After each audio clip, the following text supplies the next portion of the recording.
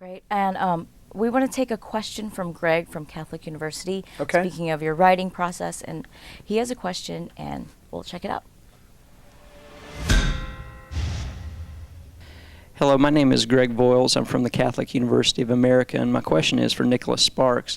Mr. Sparks, my question is, what is the writing process like for you? Is it a very painstaking process, or do you tend to wait for times when you have lots of inspiration and the writing simply comes to you very quickly? Thank you. Yeah, tell us about Nights in Rodanthe. How was that writing process? Well, every novel's different, and that's a really perceptive question. I like that question.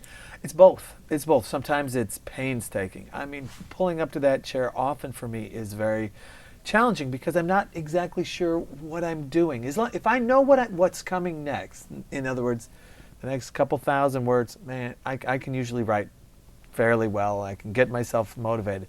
But if I'm still a little foggy, oh man, it's tough to sit down because then it's like you're typing your way through a dark. It's like you're stumbling around a darkened room, and you're feeling, oh, this might work, and then you try this. So that's kind of what it's like. And the most important thing to realize though, is that what I go through is unique to me. I think when a lot of people ask questions like these, they're wondering, is there a right way? If I struggle, is that normal? Is it easy for writers like me? Well, it's not. But I wonder the same thing. Is it easy for Stephen King? You know, I don't know. He says he just flows from him, and I think that's great. But then you go to someone like Carl Hyacin, who has a different experience. So essentially, there's no right way.